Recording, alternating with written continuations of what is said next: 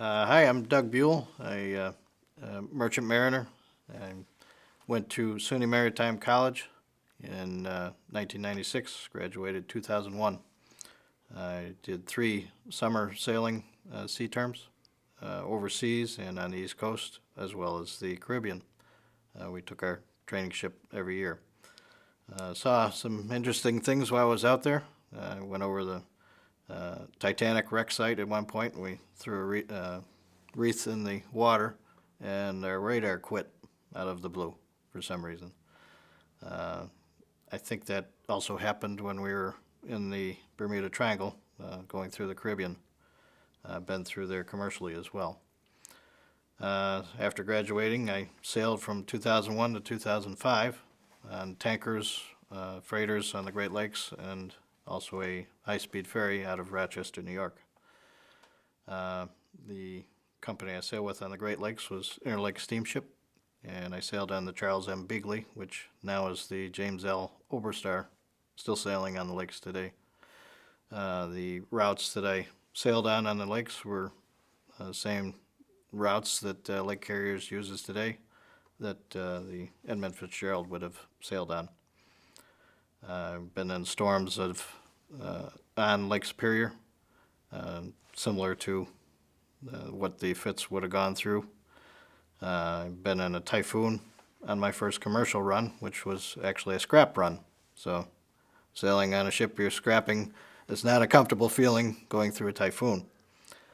That same trip, we loaded in Portland, Oregon, and sailed to India, or actually Africa, offloaded grain, and back to India to scrap it.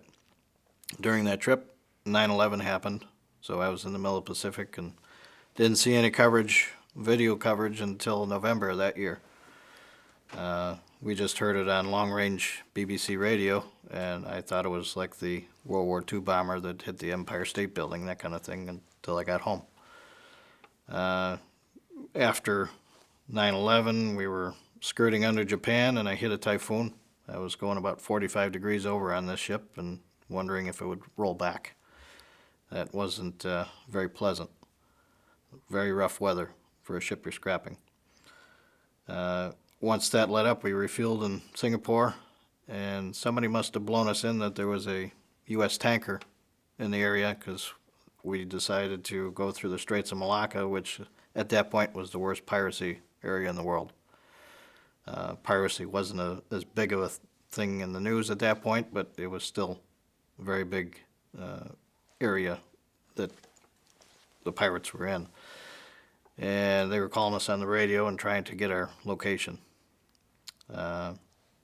We go through areas where all these sandpans were, and it was kind of scary which one could potentially harm the vessel or shoot at you or try and blow you up. We offloaded, as I said, in Africa and backtracked to India, and the vessel's scrapped now. I sailed on a couple more tankers after that, and as I said, the high-speed ferry. 2005, I came ashore. They literally sold the ferry underneath my feet, so it's now down in the Caribbean and sitting idle somewhere. But I worked for American Steamship Company for many years, and that company is the company that purchased the Olga Norton Columbia fleets, and that's the fleet that owned the Edmund Fitzgerald. When I started at American Steamship, I was in the crewing department, and I actually hired the steward that he said he missed the boat. He was ill and couldn't make the vessel, and they had replaced him with another steward, and that's the steward that actually passed away on the Edmund Fitzgerald. A lot of the crew members that I crewed knew the guys on board or had sailed on there at some point. So that was kind of an eerie feeling knowing that. After that, I am now sailing as a dinner boat captain on a local vessel here in Buffalo Harbor. But I also have ties to the El Faro, which sank in 2015. one of the classes right around me, the chief engineer on board, Richard Pusateri, was on board for that fateful night when they went through Hurricane Joaquin.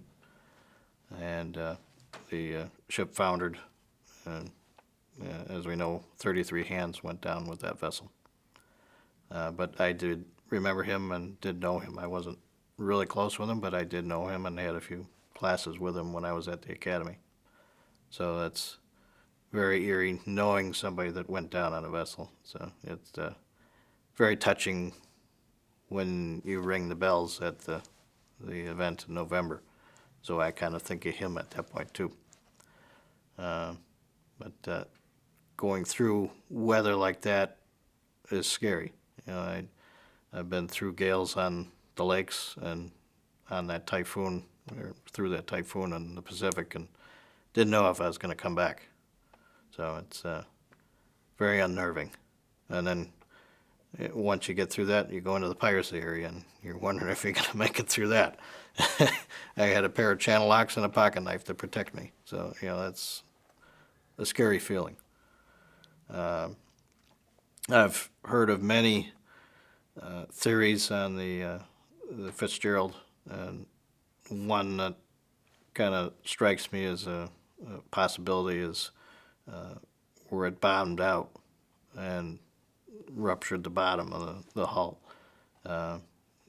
You know, you can, with the swells that night, the vessel bouncing up and down, it could have bottomed out because they didn't have really good charting in that area.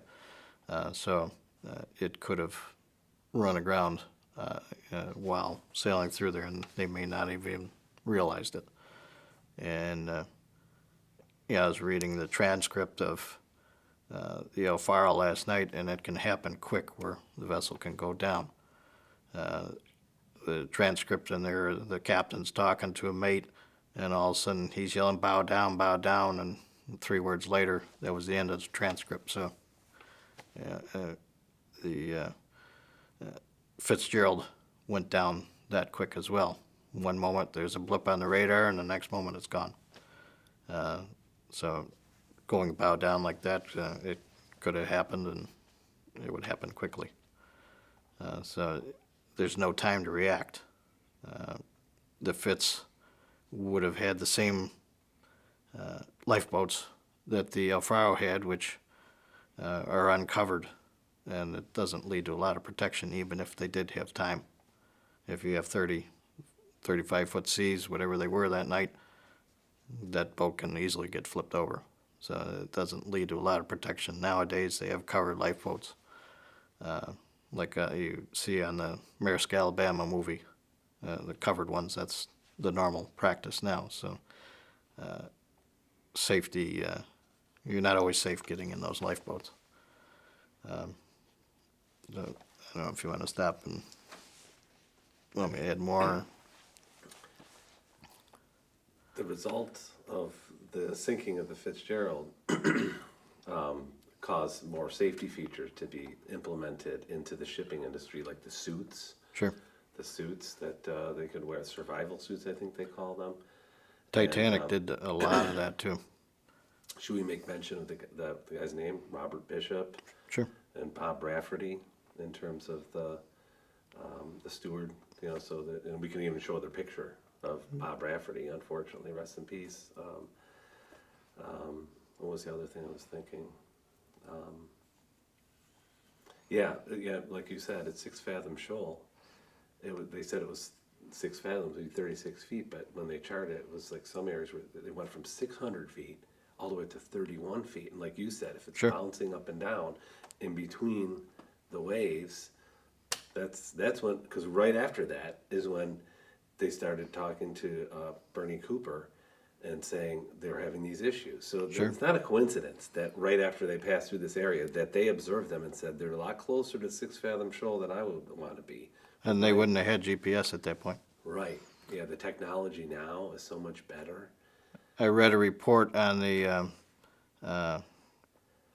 Costa Concordia in Italy where the charts were not accurate. The charting on the electronic charting, some of the depth soundings and such were overlaid where it was very blurry on the chart and you couldn't read it. He was also not, he was going too fast. There was other errors in that, but one of the errors was that the charting was not able to read it, and so that led to some of the errors in the error chain to that incident as well.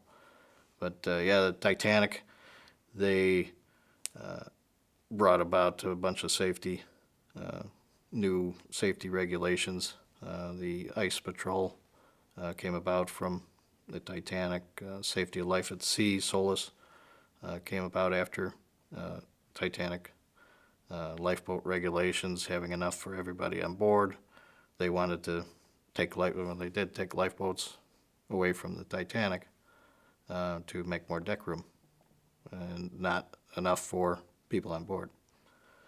So a lot of regulations came out of that, and the Great Lakes, they still have some vessels that are open lifeboats.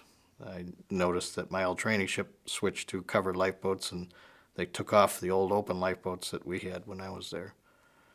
So that a lot of those regulations have come about because of this. But they also said that it was so sudden and catastrophic that they plunged down, and they didn't have time to, employ the lifeboats. They Sure. just got ripped from their moorings, if you will, and same thing with all the life preservers and any safety device, because there was no mayday, there's no cry for help, and so that would have helped them anyways. Right. Like you said.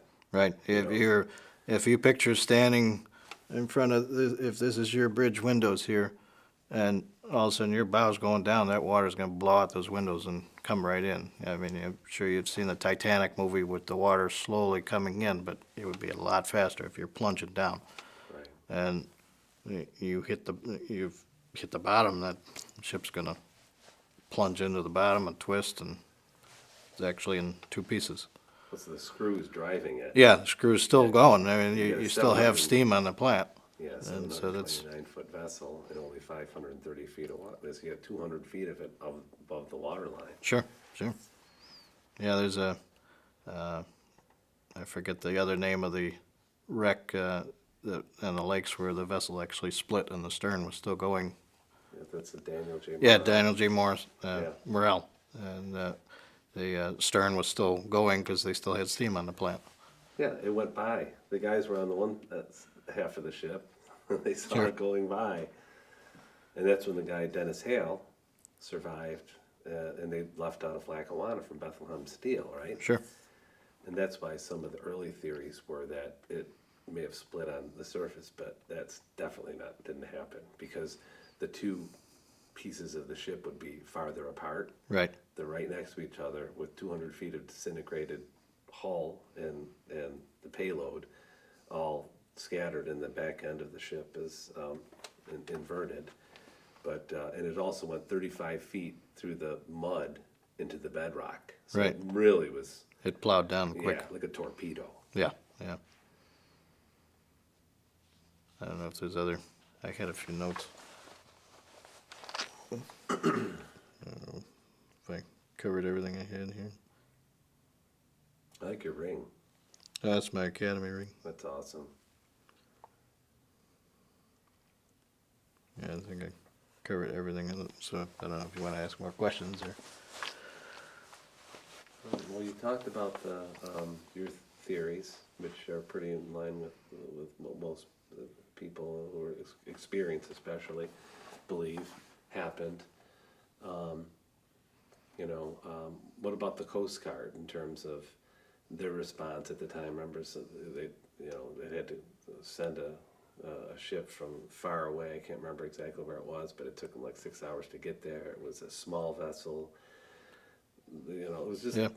it was a Probably perfect from storm, if you will. Whitefish Point coming Yeah. out of there, and a small boat, like I said, with these lifeboats, you're maybe a 40-footer, you're still battling 30, 35-foot seas, whatever it was that night, to go out to find, well, to actually get to where the last recorded position was, and then to try and find something in this storm, you're not gonna, find, if the ship's gone, you're not gonna find much. Right. It's gonna be too rough, and the time to get there, it's gone. It takes a bit to get out there. I think of that. This past week, I had 2 or 3 Mayday calls on the radio that I heard when I was sailing in Buffalo Harbor, Lake Ontario, and somewhere way down Lake Erie. So you think of that. Well, the Coast Guard boat that was coming out of Canada, for one of them, said, "Well, I'll be there in 40 minutes." 40 minutes, they're gone. Depending on the situation. I think this boat just ran out of gas or something, or engine quit, or whatever it was. But if even if you tried to send a helicopter out, in this kind of weather, you're not gonna be able to see much, or hold it in position to do much. You still have that time to get out there, and you think of that when I'm in the middle of the ocean. If something goes wrong, you're thousands of miles out in the middle of the ocean. There's not enough time to get anything. Frightening. You send out the relay, and you get ships in the area that will come to your aid. And it's kind of, unwritten law that, you come to a mariner's aid. Happened during the Titanic, and I don't know if it happened for the El Faro, but, that takes time to get there. El Faro, the captain was relying on not great information. His mates were telling him that he shouldn't be where he is, and the company, I heard, was forcing, their hand to try and get him to make his time too. And unfortunately, 33 people were lost for that, so that's not a good feeling. Well, it's like the age-old dichotomy of man versus nature, but also with the commerce end of it, because Captain Ernest McSorley was known for setting records for the fast transport of the taconite, and also the other thing that they changed the water lines for the winter. Like Sure. how it could sit in the water. It was sitting too low, perhaps, for that time of year, for the gales of November. But trying to make more money for the company. Right. I mean, also it's the safety. in my position when I was in the traffic department, we ordered the vessels around what to load, where to load, where they were going, everything. I made it a point that I relied on the captain. I said, "Okay, can you make it in? Can you not make it in? If you can't, I'm not forcing your hand. It's your license, it's your safety, your crew's safety, the vessel safety. I'm not making you go in. If you're not comfortable, go anchor, go, sit out there for a while, slow bell it." I had 2 captains in mind that they were mainly 1,000-foot captains, and excellent captains. If you looked when there was a gale, they were the last ones to anchor. They would beach comb it. They'd stick along the beach and just slow bell it the whole time.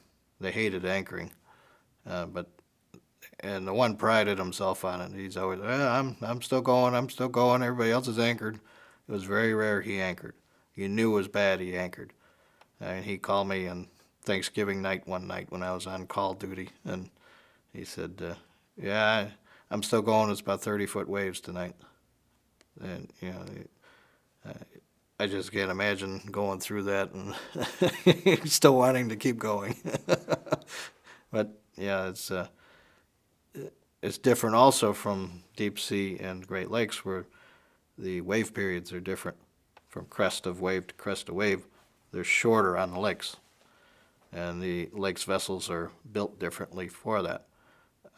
I'm used to the ocean where they're farther apart, and you get the salties come in, and they're the other ones that keep going in these, because the vessels are built different, and they're used to the weather, so they keep going through it.